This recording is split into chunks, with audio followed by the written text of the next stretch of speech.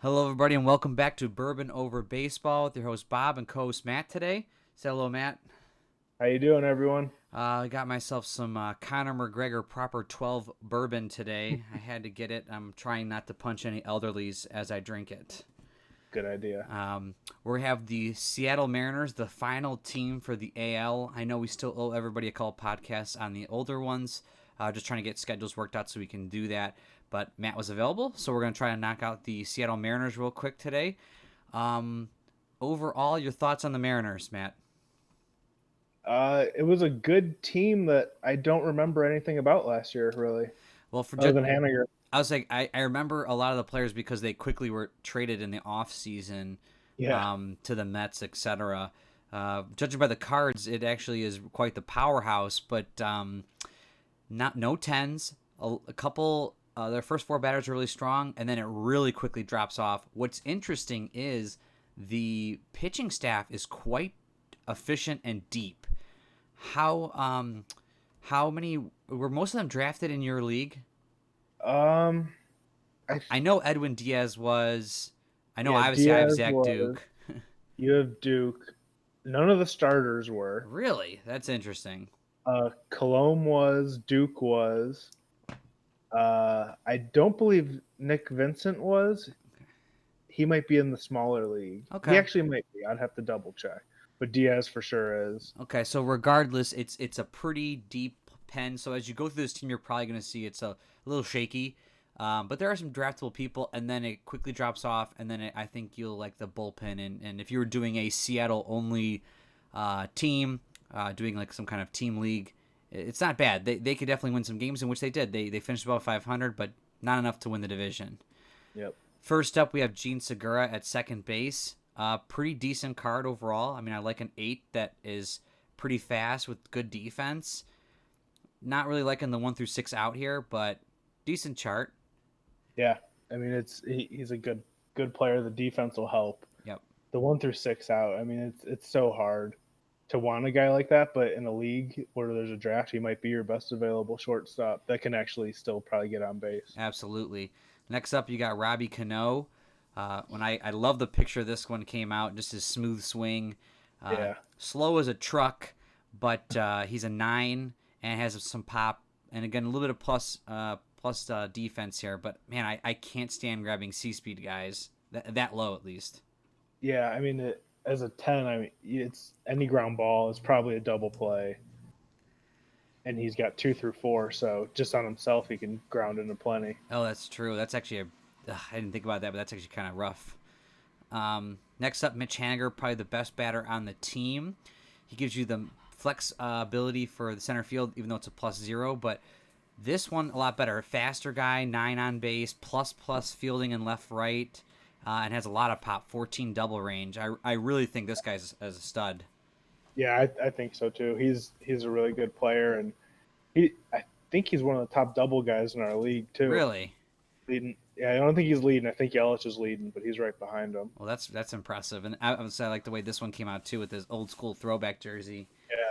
Yeah, Next up, Nelson Cruz, another slow guy, but this is your powerhouse pop. 8, 16 through 20, home run guy. I'm imagining him being drafted in a handful of leagues, especially as an 8, and really hitting the ball well. yeah. But I I don't mean, like he's DH only. yeah, and nobody in our league does. There's only one team that has an actual DH. Was that the Choi Otani? Yeah, Okay. and he's used in both, but no other team has an actual DH on their team. Okay. But there really wasn't that many good ones other than Cruz and Chris. Well, Chris Davis got dropped halfway through the year. Okay. Next up is Ryan Healy, uh, another Ooh, super slow guy with a minus fielding, but again, big chart, but 5 on base, probably not going anywhere. Um, yeah, Mike Zunino, another slow as molasses guy. Interesting thing here is the +7 arm with a lot of pop. right. I mean, I actually could see him finding a spot on somebody's team just because he's halfway decent, but the home run range puts his point value so high, and it kind of hurts you because you don't want to draft a guy this many points if you're just punting catcher. Yeah, for 110 points, he just doesn't seem worth it. But I mean, if he is on your team, he'll at least give you defense, and then you just hope for a 1 or a 2 roll, then you might get a chart. Yeah, which is true. Kyle Seager, another 5 slow guy with home run range. This is what I was talking about. Like, it just seems like there's a really interesting. There's like 3 5s that all can hit the ball really hard, Yeah. but they're just not good. They're all slow. The team like really just went for like launch angle and like not speed. Boomer bust, that's for sure. Denard Span though, he's got the speed. He's got a really good chart for being a 6. He's on your team, isn't he? Isn't he a bench guy? I don't think so. I thought I grabbed only 10-point bench players, but if I did, I can see why. Because what's interesting is the he's actually got a really good chart and not many outs, but Oh no, he's not on you. He's somebody else. He's good. Somebody does have him. He's actually a good. If you look at the chart, 11's a double. He's fast, and he's a 6 for only 60 points. It's quite interesting. Yeah, he can definitely plug and play. Oh yeah, for sure. Dee Gordon. Now this is the guy that is on my team. He is on your team. So obviously, my team is quite loaded in salary. I had to find a value where I could find value, and I needed a second baseman that wasn't hurting me defensively. And I love getting a guy with a lot of speed. So I was like, well, he's gonna get out most of the time, but if he gets on base, maybe I could steal, and maybe he'll score. That was my only thought process, and I didn't want to spend any points. Yeah, and you hit it pretty well with him and Rajay. For that and Rajay's obviously a little faster, but he's +2, I think, outfield. But I think Dee Gordon has a home run in that league as well, in your league. Yeah, he does. I got your page up right now. A home run, 4 doubles, and a triple. That's value for 30 points, guys. And a 202 on base percentage. Yeah, well, that's the 5. Yeah. But that's why I got him. I was like, I'm not going to spend a lot of points. This will let me maximize my points other places, and I think that's what's going to be big for our upcoming draft. Is the ability to find where that value is going to be. So that's going to be interesting. Is yours a point limit as well? Yeah, it'll be. I think it's 5,000 or 5,500. Okay. It's only 18 players. With the ability to go to 20 if you want bench players, but most people don't pick bench players unless they're just speedy guys. Yeah. But you're in that league too. Yep. So we'll see how that goes. Are you gonna reopen your league up after the season? Have you figured that out yet? I haven't fully decided, but I think so. From what Kyle and I discussed, we might kind of guys that are in the middle league as well that aren't in my league. We might try and expand the league a little bit, and then that way more people will be able to play, and I'm not going to play all the games, hopefully, too. Well, I know Jeff messaged me and was really jealous that he didn't get in, so just letting you know. Messaged me too. I know he wants in. We'll go work quickly to the bench. Heredia, not good at all, our slow guy. And then Cameron Maben throwing the old school Seattle Pilots, jersey on. Again, not good. Over to the pitching, we got King Felix, who, man, just having a rough year. And I love me some King Felix. I have a King Felix Funko Pop. I mean, I really like him, but he's not good anymore. He's struggling.